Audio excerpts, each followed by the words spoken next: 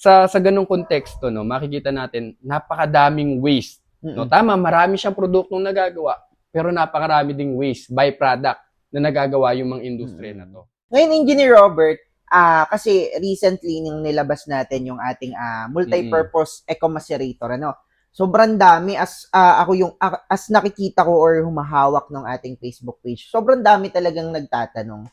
And then iba't iba business owner, kahit yung mga small farm owner pa lang, magsisimula pa lang. Tapos yung mga taong, alam mo yun, naging problema na nila yung mga coconut husk. So, hindi lang sa atin kasi medyo hindi usual Hindi siya usual dito sa amin. Pero meron po dito sa amin. Ngayon, pagdating dun sa Visayas, Mindanao, and then yung mga bandang norte, talagang isa sa mga problema nila yun, lalo na yung mga nagko-kopras. Ngayon, engineer, isa sa mga tanong na nakuha ko dito, yung ano yung pangunahing problema talaga na nais nating solusyonan gamit yung bagong makinarya natin to, yung multi-purpose eco macerator. Kasi ako personally, nakikita ko siya na idinedemo natin.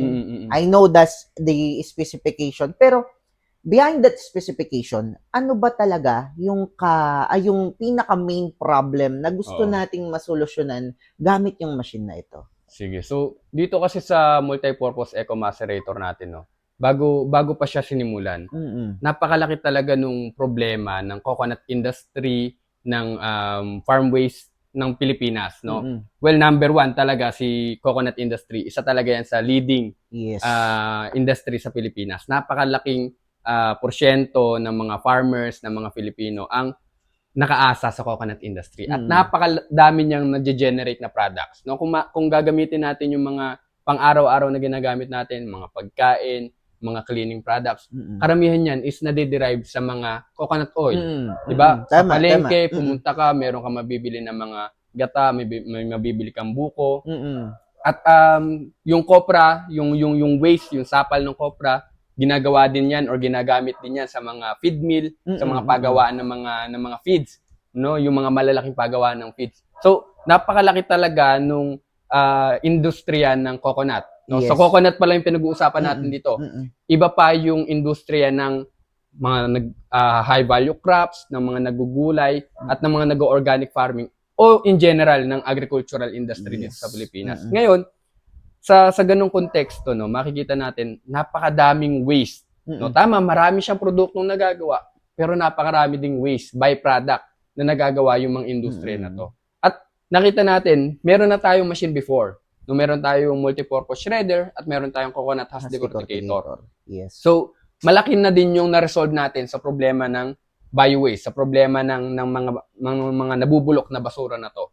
Pero nakita natin, may igaganda pa yung solusyon natin. No, may i-improve pa. Kasi kung makikita natin, halimbawa na lang sa mga kadalasang waste na nage-generate ng mga bukid natin. Meron kasi yung kadalasan tinatawag na kumbaga parang soft part or soft material at meron siyang fibrous part.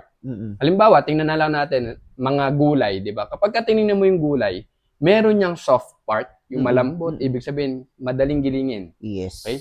And meron niyang palaging fibrous part. Yung matigas, makunat, hibla-hibla na part.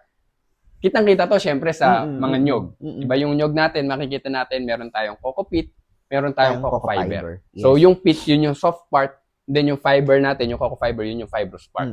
At ngayon, meron tayong machine doon, yung coconut husk decorticator natin na isa-separate yung coco pit at yung coco fiber. Ganun din sa shredder natin, di ba? Pwede tayong gumiling ng mga saha ng saging, ng mga gulay, at somehow, masaseparate pa rin niya yun, yung soft part at yung fibrous part.